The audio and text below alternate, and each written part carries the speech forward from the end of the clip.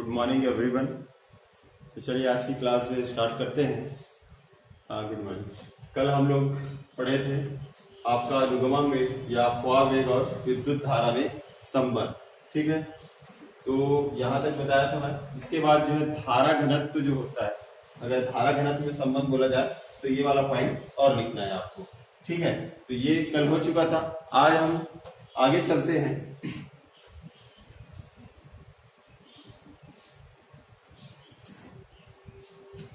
आज हम ओम के नियम देखते हैं। ओम का नियम क्या है ना, इसको देखते हैं।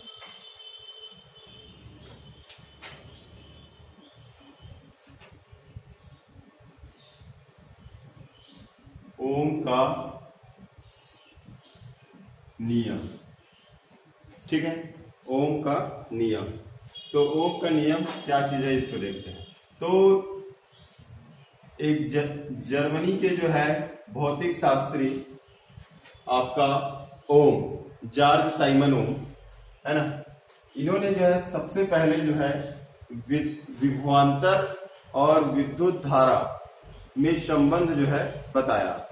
ठीक है, और ओम के आधार पर जो है ये है, इसका जो नियम है वो ये है ओम का यह कथन कि किसी चालक की भौतिक अवस्था, ताप या उसमें कोई विकृति ना हो तो उस चालक के सिरों के बीच उत्पन्न विभवांतर उस चालक में बहने वाली धारा के अनुक्रमानुपाती होता है। ये ओम का जो है नियम है। ठीक है, ओम का जो है नियम। तो इसके अनुसार क्या चीज है, आपका चालक की भौतिक अवस्था, भौतिक अवस्था इसको याद रखिएगा, भौतिक अवस्था जैसे कि ताप या इसमें कोई विकृति,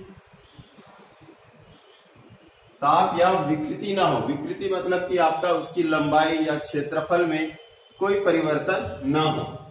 तो कोई परिवर्तन अगर नहीं हो रहा है तब उस चालक के सिरों के मध्य उत्पन्न विभवांतर उस चालक में बहने वाली धारा I के अनुक्रमानुपाती होता है। तो विभवांतर को V से दर्शाते हैं और धारा को I से। तो ये अनुक्रमानुपाती होता है, मतलब V अनुक्रमानुपाती क्या होगा, I होगा। ठीक है, क्लियर है यहां तक। तो ओम का जो नियम है ना, ओम कहाँ के थे, जर्मनी के थे, भौतिक शास्त्री थे, और इन्होंने सर्वप्रथम जो है आपका विभवांतर और विद्युत धारा I में जो है संबंध जो है बताया। ठीक है, और इन्होंने जो है उसे ओम का नियम कहते हैं। और ओम के नियम के अनुसार ये है कि किसी चालक की भौतिक अवस्था जैसे कि ताप या उसमें कोई विकृति ना हो तो उस चालक के सिरों के मध्य उत्पन्न विभवांतर उसमें बहने वाली धारा के अनुक्रमानुपाती होता है। ठीक, तो ये हो गया आपका V अनुक्रमानुपाती I। ठीक है, पहला समीकरण ले ले। अब ये अनुक्रमानुपाती का जो चिन्ह है इसको हम हटाएंगे, तो हटाएंगे तो क्या होगा भाई, इसके स्थान पर बराबर का चिन्ह आएगा और एक नितांक लेते हैं, है ना। जब भी ऐसा चिन्ह हटाते हैं, समानुपाती का चिन्ह हटाते हैं तो एक नितांक जो है लेना पड़ता है। तो वो नितांक है यहाँ पर R, ठीक, और डॉट जो है I ये। अब R क्या चीज है, एक अनुपातिक नितांक है। R एक अनुपातिक जो है नितांक है। ठीक है, और इसी R को ही जो है प्रतिरोध कहते हैं। R को ही क्या कहते हैं, प्रतिरोध कहते हैं। ठीक, तो ये हो गया V बराबर जो है R डॉट I। अब अगर हम I को इधर पक्षांतर कर दें तो क्या हो जाएगा, ये R के साथ गुणा में है तो इधर आके क्या हो जाएगा, भाग में। ये हो जाएगा V अपान I बराबर हो जाएगा R। V अपान I बराबर क्या हो जाएगा, R। या फिर इसको अगर साइड चेंज कर दें तो ये हो जाएगा R बराबर V अपान I। ठीक, ये है। तो ये आपका जो है ओम का जो है नियम है। अब अगर इसमें हम आई और वी के बीच अगर ग्राफ खींचे, आई और वी के बीच एक्स अक्ष और ये वाई अक्ष, एक्स अक्ष में विभवांतर को ले लेते हैं और वाई अक्ष में जो है धारा आई को ले लेते हैं। तो इसके बीच जब ग्राफ खींचेंगे तो हमको जो है इस प्रकार से जो है प्राप्त होगा ग्राफ। ठीक है, ये तो ये याद रखिएगा, V और I के बीच जब ग्राफ खींचा जाता है तो इस प्रकार से जो है ग्राफ जो है प्राप्त होता है। ठीक है, तो V और I के बीच ग्राफ खींचिए, अगर ऐसा भी प्रश्न आता है तो आप ये कीजिएगा। तो ओम का जो है नियम लिखिए, प्रश्न नंबर के हिसाब से आपको जो है बनाना है। तो ओम का नियम जो बताया हो उसको जो उस कथन को जो है पहले आपको लिखना है। ओम के जो नियम का जो कथन है, क्या कथन है इनका, कि किसी चालक की भौतिक अवस्था, इसको याद रखिएगा, भौतिक अवस्था ताप या विकृति में परिवर्तन ना हो तो उस चालक के सिरों के बीच उत्पन्न विभवांतर भी उस चालक में बहने वाली धारा आई के अनुक्रमानुपाती होता है। क्लियर है यहाँ तक? ये इसका कथन हो गया और उस कथन के अनुसार V अनुक्रमानुपाती आई लिखे हैं, पहला समीकरण ले लिए। अब ये अनुक्रमानुपाती या समानुपाती चिन्ह बोलते हैं इसको जब हटाएंगे तो इसके स्थान पर बराबर का चिन्ह लगते हैं और एक नियतांक लेना पड़ता है। ठीक है, ये कहां से आया, मतलब आपको जो एक नियतांक लेना पड़ता है। तो यहाँ पर एक नियतांक हम ले लिए R। ठीक है, क्लियर है? अब R क्या चीज है, एक अनुपातिक नियतांक है और इसी को क्या बोलते हैं, प्रतिरोध बोलते हैं। तो यहाँ पर हम देखते हैं ये वाले जो समीकरण है इसमें जो है R का मान निकालना है, तो I को इधर पक्षांतर कर दिए तो I यहाँ आ गया।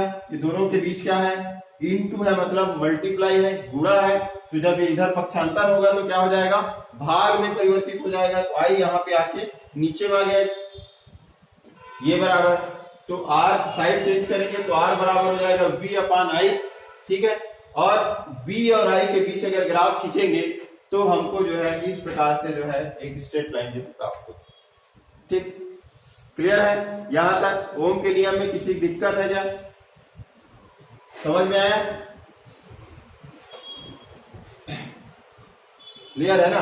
चलिए, अब इसकी जो है सीमाएं या शर्तें, अगर प्रश्न पूछा जाता है इसकी कोई दो सीमाएं लिखिए, है ना, दो सीमाएं लिखिए, है ना, ऐसा जो है प्रश्न जो मतलब आता है क्वेश्चन में।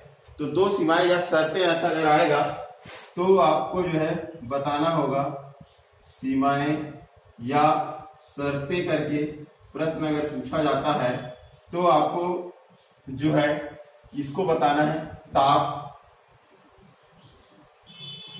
चालक का ताप नियत होना चाहिए, नियत होना चाहिए। ठीक, पहला। दूसरा है विकृति, चालक में कोई विकृति ना हो, चालक में विकृति ना हो। ठीक, तो ये दो जो है इसकी जो है सीमाएं हुई। तो इसका मतलब क्या है, चालक का ताप नियत होना चाहिए, मतलब कि चालक के ताप में अगर आप परिवर्तन करेंगे तो उसका प्रतिरोध भी जो है परिवर्तित हो जाएगा। ठीक है, इसलिए जो है चालक का ताप क्या होना चाहिए, नियत होना चाहिए। दूसरा है, दूसरी शर्तें क्या है, चालक में विकृति ना हो। अब चालक की लंबाई या क्षेत्रफल में अगर आप परिवर्तन कर रहे हैं तो उसके जो है प्रतिरोध में भी परिवर्तन हो जाएगा। ठीक है, इसलिए क्या है, उस चालक में विकृति नहीं होनी चाहिए, उसकी लंबाई क्षेत्रफल में जो है परिवर्तन नहीं करना है आपको। ठीक है, अगर ऐसा परिवर्तन नहीं हो रहा है तब उसका प्रतिरोध जो है सही रहेगा, है ना, और अगर परिवर्तन हो रहा है तो प्रतिरोध भी परिवर्तित हो जाएगा। क्लियर है? तो ये आपका जो है ओम का जो है नियम हुआ। ठीक, ये इसके बीच ग्राफ और ये इसकी जो है सीमाएं, स्क्रीनशॉट ले लीजिए इसका, है ना, फिर आगे हम चलेंगे। स्क्रीनशॉट, हो गया क्या?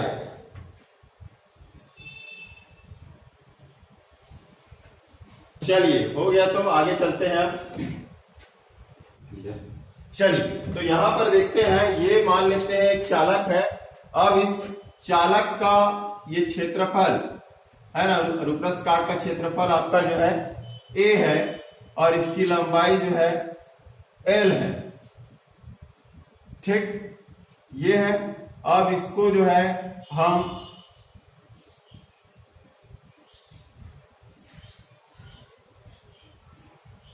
एक बैटरी से जोड़ दिए और इसमें जो है धारा I प्रवाहित हो रही है।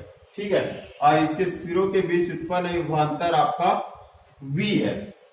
ठीक, तब हम देखते हैं।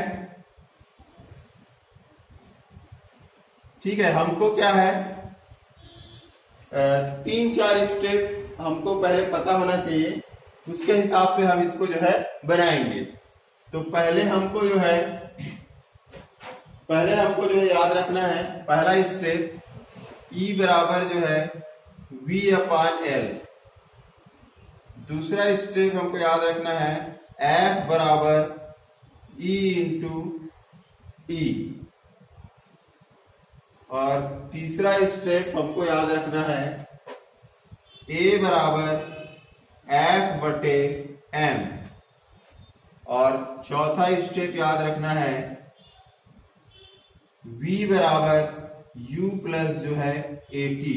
ये गति का नियम है ना, गति का प्रथम नियम V बराबर U प्लस AT 11वीं पढ़े होंगे आप लोग।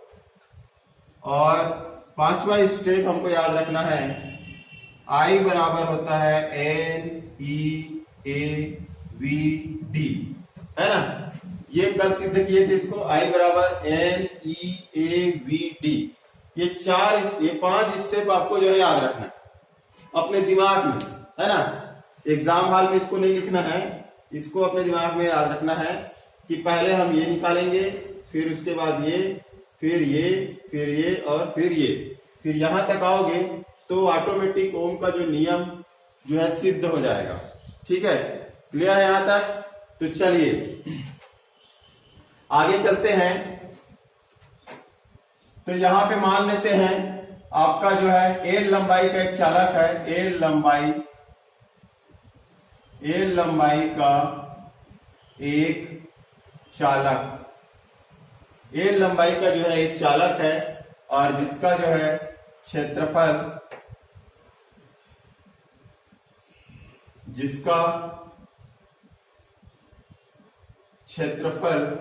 A है। ठीक है, L लंबाई का एक चालक है और जिसका जो है क्षेत्रफल, अनुप्रस्थ काट का क्षेत्रफल जो है A है। ठीक, और इसमें बहने वाली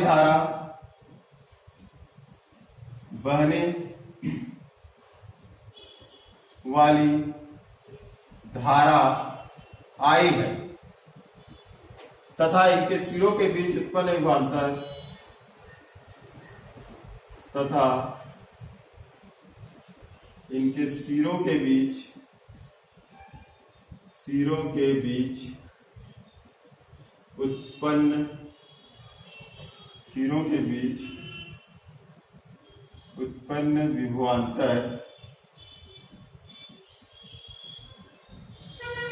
उत्पन्न विभवांतर V है।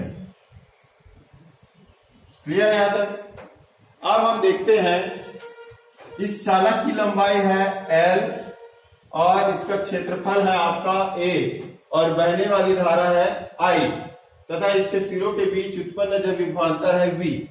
तो फार्मूला होता है ये पहला वाला, E बराबर होता है V/जो है L, है ना। L लंबाई और इसके सिरों के बीच उत्पन्न विभवांतर जो है V। तो उत्पन्न विभवांतर V और लंबाई के अनुपात जो है इसकी विद्युत क्षेत्र की तीव्रता के बराबर होती है। ठीक है, तो ये फार्मूला होता है। अब हम देखते हैं, यहां पर जब बैटरी से इसको जोड़ा गया, चालक को जब बैटरी से जोड़ा गया तो इसमें एक विद्युत क्षेत्र जो उत्पन्न हुआ। ठीक है, विद्युत क्षेत्र उत्पन्न हुआ मतलब कि यहां पर जो है एक बल जो है कार्य कर रहा है और इलेक्ट्रॉन जो है इस बल के जो है विरुद्ध गति कर रहा है। ठीक है, तो इलेक्ट्रॉन पर जो लगने वाला जो बल है आपका एक बराबर जो है E इंटू ये कैपिटल E होगा। ठीक है, कैपिटल E आपका विद्युत क्षेत्र की तीव्रता है।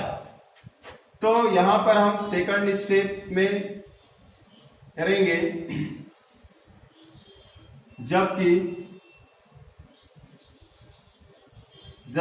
F बराबर E इंटू कैपिटल E।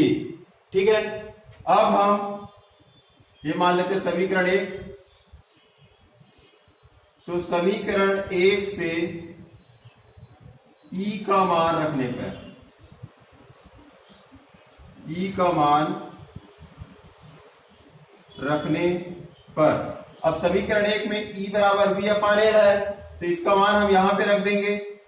ये हो जाएगा F बराबर E इंटू कैपिटल E का मान क्या है, V बटे जो है L हो जाएगा। क्लियर यहां तक? ये हो गया।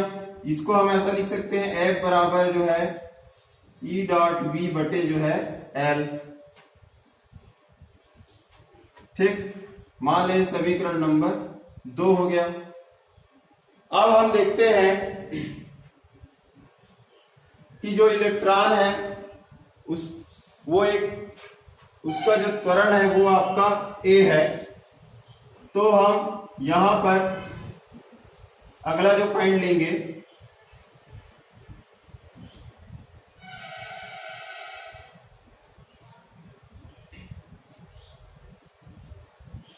ठीक है, मुक्त इलेक्ट्रॉनों का त्वरण, मुक्त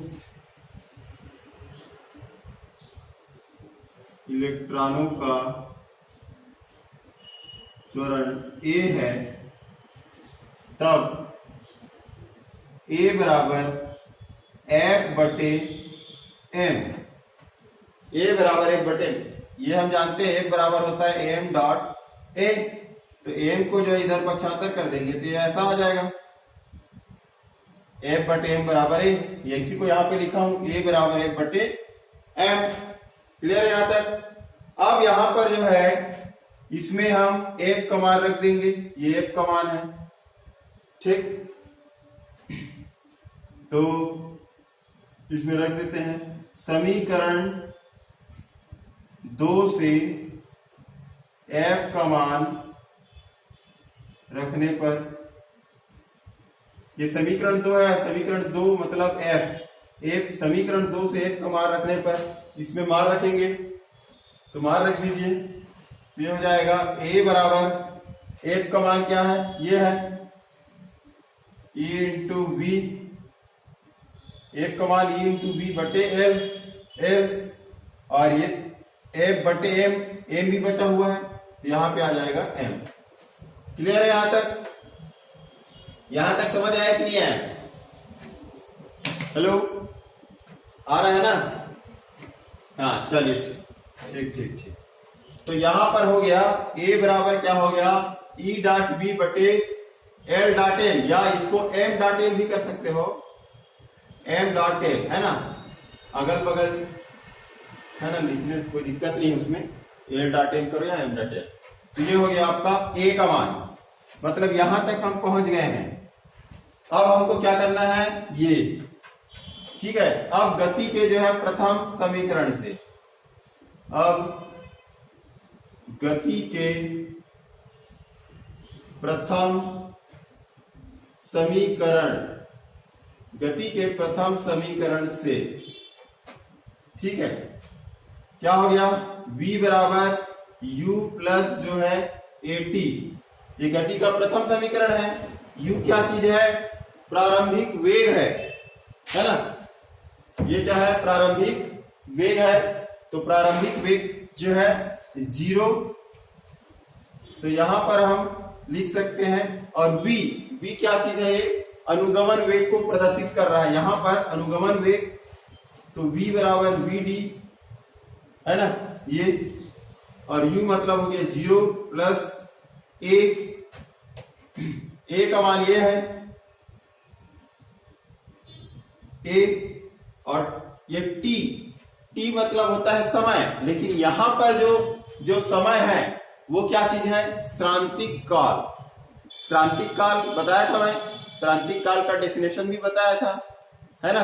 तो वो श्रांतिक काल जो है यहां पर आएगा, यहां पर इस टी के जगह में क्या आ जाएगा, श्रांतिक काल आएगा। तो यहां पे टी के जगह मैं क्या लिखूंगा, टाउ, टाउ को ही बोलते हैं श्रांतिक काल।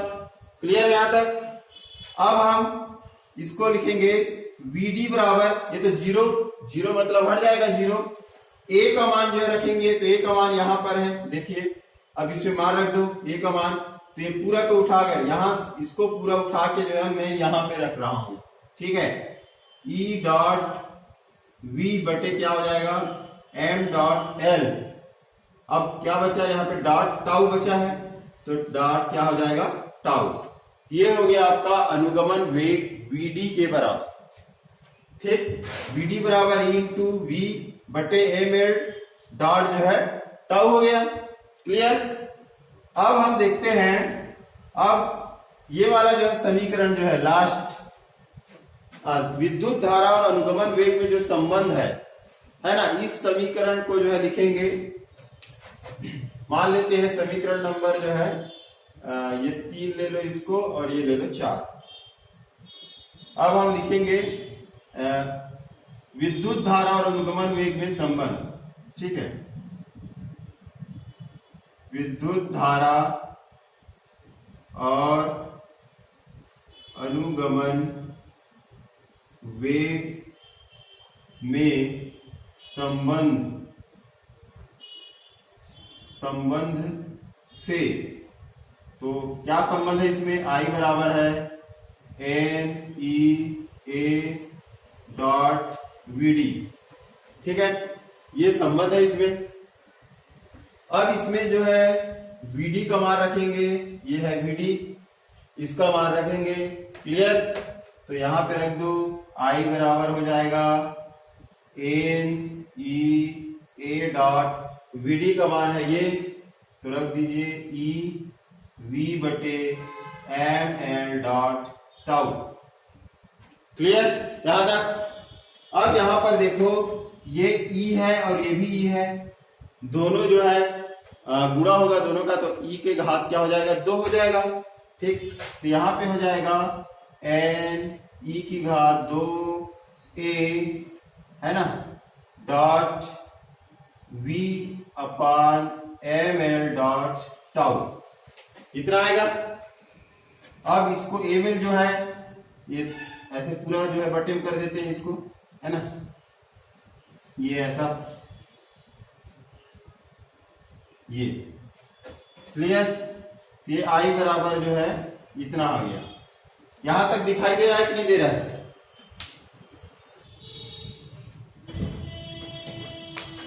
चलिए तो अब देखते हैं। हाँ, तो हमको मैं बता रहा था V बटे जो है I लाना है ना, V बटे I। तो V बटे I कैसे आएगा, ये I को अगर इधर पक्षांतर कर दें, है ना, तो आ जाएगा V बटे जो है I, ठीक है, V बटे आ जाइएगा। तो लेकिन बाकी जो बचा जो चीज है उसको हमको इधर जो है पक्षांतर करना पड़ेगा, या फिर आप ऐसा भी कर सकते हो, यहां पर I बटे 1 कर दो और तिर्यक गुणा कर देते हैं, ठीक है। तो तिर्यक गुणा जानते हो आप लोग, तिर्यक गुणा करना मतलब कि यहां पर जो है जो राशि है, ये वाली राशि, ये और ये टाउ, ये ऊपर में है, और ये वाली जो राशि है आपका, ये वाला, ये क्या है, नीचे में है। तो जब हम तिर्यक गुणा करेंगे तो इसका जो है इसके साथ करेंगे और इसका जो है इसके साथ करेंगे। क्लियर है। तो क्या हो जाएगा, ML इधर आ जाएगा, ML बटे, चलिए ठीक है। तो अब हम देखते हैं इसमें क्या है, तिर्यक गुणा अगर कर दें तो ये ML जो है यहां आ जाएगा, ये लिख दिया हूं। अब ये आपका एक E की घात 2 और A और टाउ, ये कहा जाएगा, 1 से गुणा हो जाएगा मतलब नीचे आ जाएगा, ई की घात 2 a डॉट टाउ। क्लियर है यहां तक? अब इसके बाद हम देखते हैं, ये तो इधर चला गया और ये दोनों जो इधर आ गया, तो बराबर के इस साइड क्या बचा, ये b बचा है और ये i जो है इधर आ गया, ये हो गया i। क्लियर यहां तक? तो b बटे i बराबर हो गया इतना। इसको हम ऐसा लिख सकते हैं, इसको इधर लाओ, इसको इधर लाओ, तो b बटे i बराबर ये हो जाएगा ml बटे n e की घात 2 a डॉट टाउ। क्लियर है यहां तक? अब हम जानते हैं v बटे i बराबर क्या होता है, r होता है। अभी ओम के नियम से हम लोग देखे हैं v बटे i बराबर क्या होता है, r, है कि नहीं? तो ये v बटे i बराबर r, मतलब ये r के बराबर क्या होगा, ये वाली राशि हो जाएगी, r बराबर ये वाली राशि हो जाएगी। ठीक है, तो इसको हम ऐसा लिख सकते हैं, v बटे i बराबर m l बटे n E square a dot tau बराबर क्या हो जाएगा, r। क्लियर है? इसका मतलब ये हुआ r बराबर क्या हो गया, r बराबर ये वाला राशि हो जाएगा m l बटे n E square a dot tau. Clear? तो ये प्रतिरोध R बराबर जो है, ये मान को आपको याद रखना है। ठीक, तो V बटे I बराबर हो गया R, है ना? तो ये हम लिख दिए V बटे I बराबर क्या हो गया, R। अब I को इधर पक्षांतर कर देंगे या क्रिया गुणा कर दो, जो भी है, तो V बराबर क्या हो जाएगा, I डॉट R हो जाएगा इतना।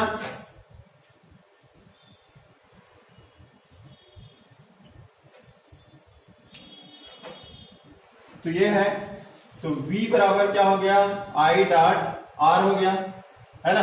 I को इधर क्रिया गुणा कर दिए तो V बराबर हो गया I डॉट R।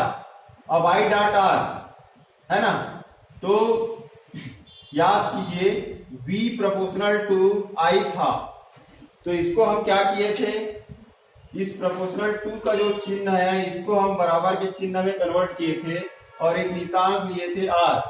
ठीक है, डॉट I तो I है और ये V तो V है। क्लियर यहां तक?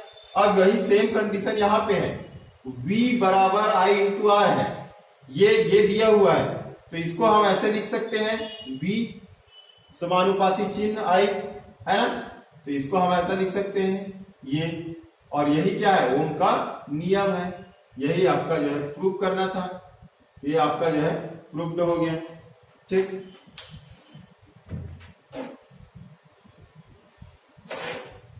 समझ आया कि नहीं आया? हेलो, समझ आ गया ना?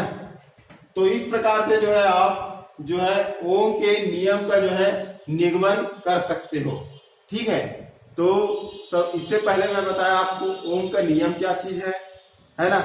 तो ओम का जो है नियम में बताया कि ओम जो है एक जर्मनी के भौतिक शास्त्री थे, जॉर्ज साइमन ओम, है ना? लगभग 1828 में इन्होंने जो बताया था कि किसी चालक की भौतिक अवस्था जैसे कि ताप या उसके लंबाई या क्षेत्रफल में परिवर्तन ना हो, उसी को ताप या विकृति में परिवर्तन ना हो बोलते हैं, में ना हो, तो उस चालक के सिरों के बीच उत्पन्न विभवांतर, उसमें प्रवाहित होने वाली धारा I के अनुक्रमानुपाती होती है। क्लियर? ये आपका ओम का नियम है। उसके बाद ओम के नियम का जो है निगमन हम लोग जो है किए हैं। तो ओम के नियम का जो निगमन करने के लिए जो 5 पॉइंट बताया हूं, उस 5 जो है वो की पॉइंट है, आपको उसको दिमाग में रखना है। अगर वो रखोगे तो एग्जाम हॉल में आपसे जो है गलती नहीं होगी और बड़ी आसानी के साथ जो है बन जाएगी। ठीक है, अब हम देखते हैं, ये हो गया आर क्या चीज है, प्रतिरोध है। तो प्रतिरोध जो है किन किन बातों पर निर्भर करता है, ये भी जो है प्रश्न जो है पूछा जाता है कि प्रतिरोध जो है किन किन बातों पर निर्भर करता है, ये बताइए। तो अब ये वाला जो फार्मूला है, इस फार्मूला से हम देखते हैं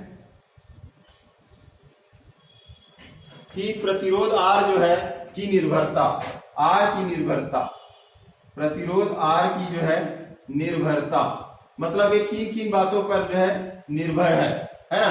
तो इसमें हम देखते हैं एम जो है क्या चीज है आपका, इसका द्रव्यमान है। तो द्रव्यमान जो है ये आपका जो है कांस्टेंट होता है, नियत होता है, ठीक है, तो इस पर जो डिपेंड नहीं करेगा। दूसरा है आपका एन इलेक्ट्रॉनों की संख्या है, ठीक है, इलेक्ट्रॉन पर आवेश है, तो इन पर भी जो है ये भी एक नियत मान है, तो इन पर भी जो है प्रतिरोध R जो है का कोई प्रभाव नहीं पड़ेगा, ठीक। अब बच गया क्या, एल, ए और टाउ। तो एल क्या चीज है, चालक की लंबाई है, ए क्या चीज है, क्षेत्रफल है, और टाउ क्या है, श्रांतिक काल है।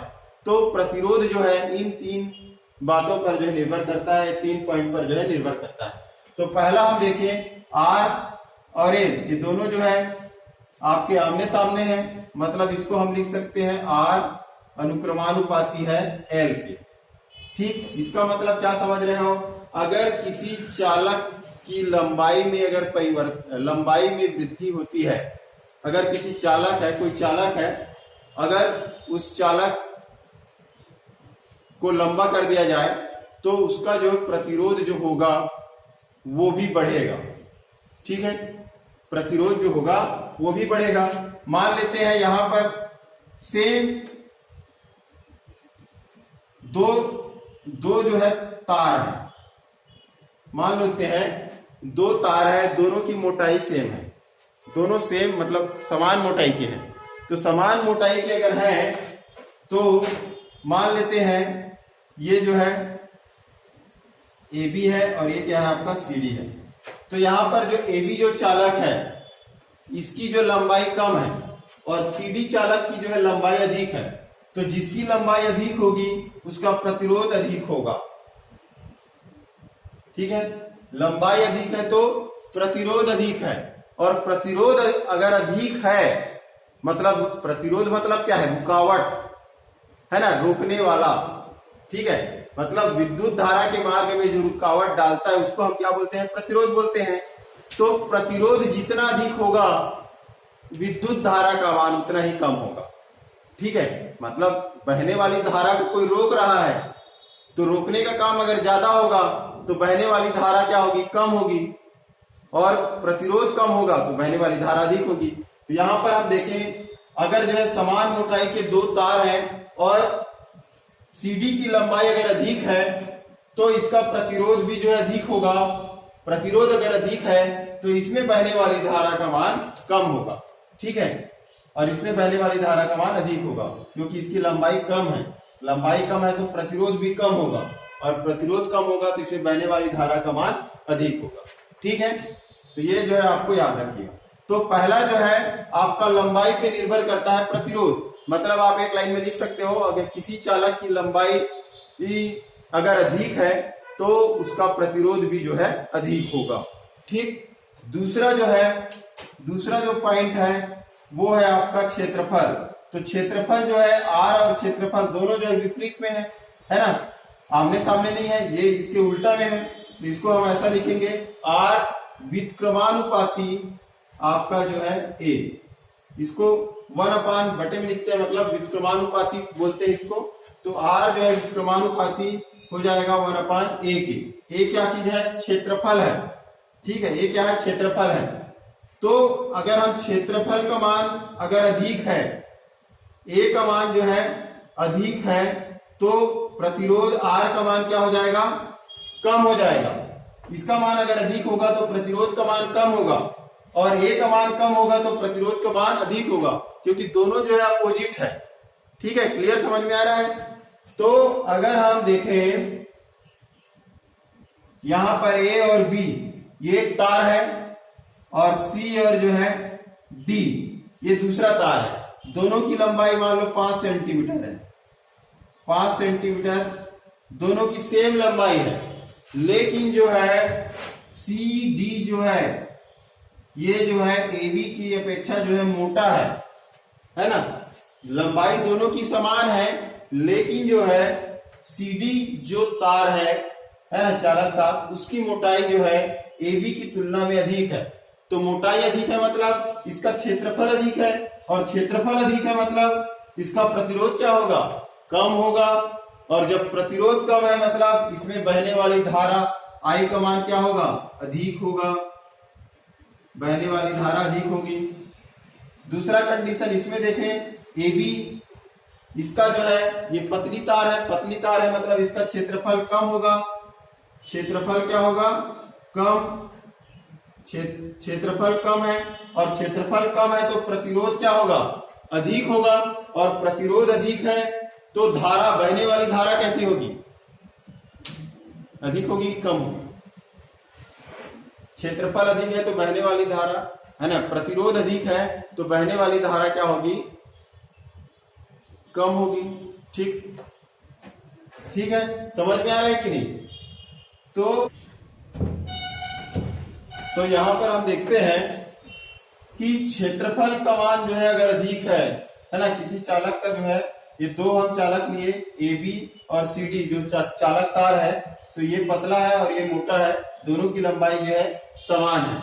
तो जो पतला जो तार है इसका क्षेत्रफल जो है कम होगा, तो कम क्षेत्रफल है मतलब इसका जो है प्रतिरोध क्या होगा, अधिक होगा। क्लियर है। उसी प्रकार जो है ये मोटी जो है तार है, तो इस मोटे जो है तार का क्षेत्रफल अधिक होगा, और क्षेत्रफल अधिक है मतलब प्रतिरोध का मान क्या होगा, कम होगा। तो यहाँ पर हम सीधे शब्दों में बोल सकते हैं कि किसी चालक का अगर क्षेत्रफल बढ़ाएंगे तो उसका प्रतिरोध का मान क्या होगा, कम होगा। ठीक, इसी प्रकार से हम तीसरा पॉइंट देखें तो उसके जो है श्रांतिक काल है ना, तो R जो है ये इसके जो है श्रांतिक काल के जो है विक्रमानुपाती होता है। श्रांतिक काल के विक्रमानुपाती होता है, इसका मतलब क्या है, श्रांतिक जो काल होता है वो ताप के विक्रमानुपाती होता है।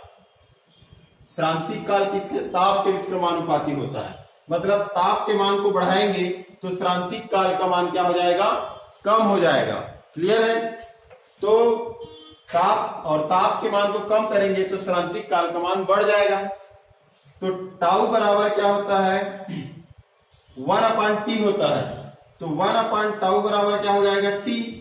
तो यहां पर ये आया है, इसका मतलब क्या है, ये ऐसा हम t लिख सकते हैं, और इसको हम ऐसा डायरेक्ट ऐसा लिख सकते हैं। मतलब क्या है, प्रतिरोध जो है ताप पर निर्भर करता है। ठीक है, मतलब किसी चालक के ताप को जो है हम बढ़ाते जाते हैं तो उसका जो है प्रतिरोध का मान भी जो है बढ़ते जाता है।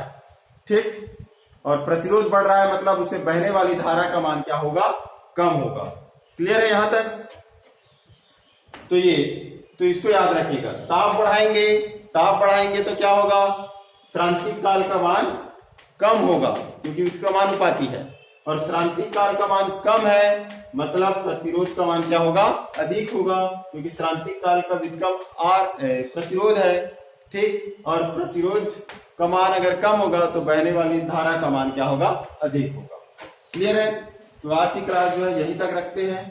ठीक, थैंक यू वेरी मच।